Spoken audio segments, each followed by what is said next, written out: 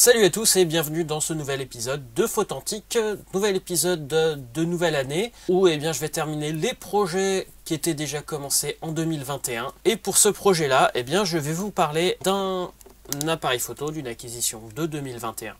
Je sais, il y a pas mal d'acquisitions 2019-2020 que je vous ai pas encore présentées, mais celle-là, elle fait suite à un autre appareil photo que je vous ai déjà présenté. Le Kodak Instamatic 230, donc qui m'avait été offert par Gilles et qui me rappelait beaucoup un des appareils photo que ma tante avait à l'époque, qui était non pas celui-là, mais le modèle juste avant. Ma grand-mère m'avait offert quand j'étais petit un appareil photo 110 aussi avec deux objectifs, télé et standard. Cet appareil photo là, il a été revendu à la brocante quelques années plus tard ou revendu quand j'ai voulu acheter mon appareil photo APS, que je vous reparlerai un peu plus tard puisque je l'ai retrouvé aussi. Ce n'était pas un Kodak, mais c'était une copie et j'ai retrouvé un appareil photo similaire, le modèle juste du dessus de celui-là étant le Kodak Instamatic 230. Ici on va parler du Télé Instamatic 430 caméra. Quelle est la différence entre les deux? Je sais pas si ça se voit bien ici, mais celui-là, le 430, donc deux modèles au-dessus, même période, a deux objectifs, comparé à celui-là qui en a qu'un. Celui-là a deux objectifs qui ouvrent deux fois plus. Celui-là donc a un objectif équivalent plus ou moins 50 mm f11 et celui-là nous avons deux objectifs, un 24 mm donc plus ou moins équivalent 50 mm f5.6 et au-dessus, le deuxième que vous voyez là, il s'agit d'un 43 mm donc équivalent 86 mm f5.6 aussi, deux fois plus lumineux. Au niveau des contrôles, on va se retrouver avec l'obturateur de ce côté-là, ils sont assez similaires. On a quand même un emplacement pour trépied. De l'autre côté, par rapport à l'autre, ici on a toujours une position soleil-nuage, mais cette fois-ci linéaire, c'est-à-dire qu'on va passer de f5.6 à f11 ou f16, je sais pas trop bien. Donc quand on le tourne, on voit ici le diaphragme qui se ferme sous forme d'un losange. Il y a un seul diaphragme pour les deux objectifs, et pour passer de l'un à l'autre, on va pousser ici.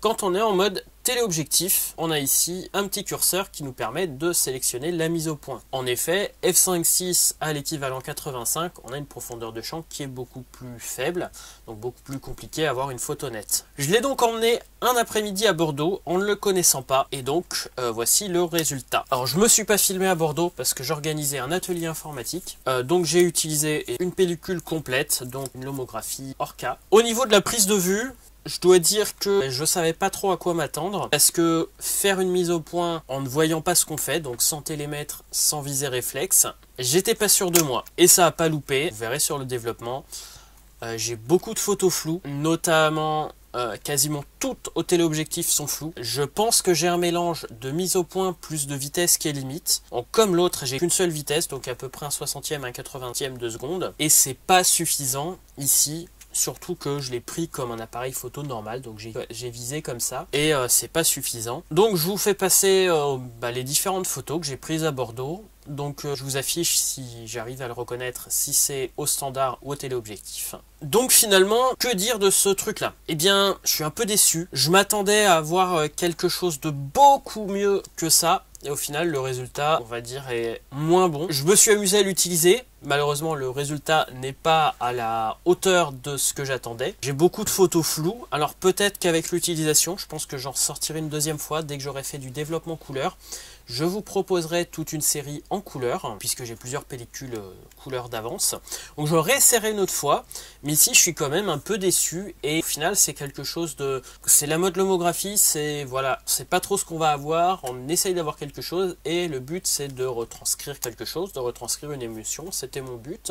Mais ici, travailler juste la composition n'a pas suffi, j'ai vraiment quelque chose de trop flou, et mes photos, il faut dire, ne sortent pas beaucoup d'émotions. Enfin, c'est ce que j'en pense. Donc, pour moi, ça serait quelque chose à refaire. Peut-être sur trépied, peut-être tenant un peu mieux l'appareil photo. À réessayer une deuxième tentative. Mais ici, pour moi, la première tentative est un peu loupée.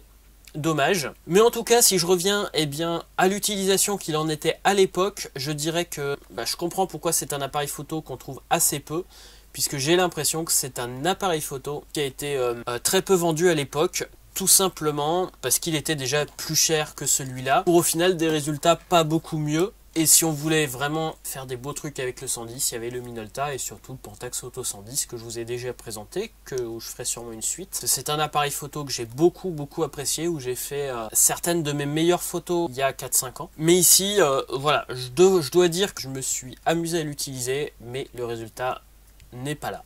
Et je voulais quand même vous présenter mon travail en cours, en argentique en tout cas. Donc comme je vous ai dit, il y aura une suite. On parlera d'autre chose, on parlera de la suite des Instamatic très bientôt, puisque je vais vous présenter les Instamatic, pas Pocket, mais les Instamatic normaux. Donc ici, c'était pour l'instant, on va faire une pause avec les 110 et on va passer aux 126. Et je vous reparlerai des 110 un peu plus tard. Sur ce, je vous dis à très bientôt pour un nouvel épisode de Fautantique. Soyez authentiques et atypiques, et à bientôt.